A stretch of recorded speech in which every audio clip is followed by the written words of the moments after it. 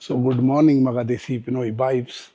So today, simula na ako araw COVID training, high intensity. Kasama natin si Manny.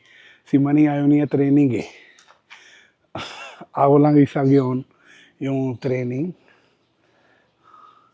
Yung workout ko lahat, puro intensity tsaka strength para binawas ako ng timba ko. Right now, punta po kami ako tsaka si Manny to Tanay Rizal. So let's go. Tapos dun, bili kami na fresh gatas. Ang baka namin, Sige kuya. ang baka namin galing Australia.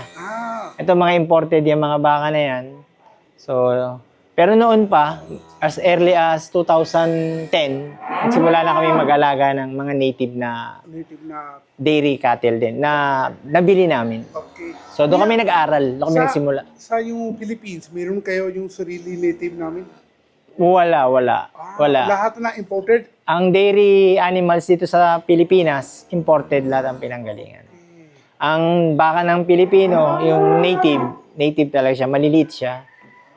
Tapos nung nag-ano na nga, puro Brahman ang nauna, yung mga pangkatay, pangkarne. Pero ito, panggatas. Tapos anong iba kayo para panir, raw milk and ano iba pa? Choco milk, Okay. blueberry milk, strawberry milk. Meron kayo scientific? Yung anak ko nagagawa nun. Ando sa bayan, Okay. doon siya nagagawa.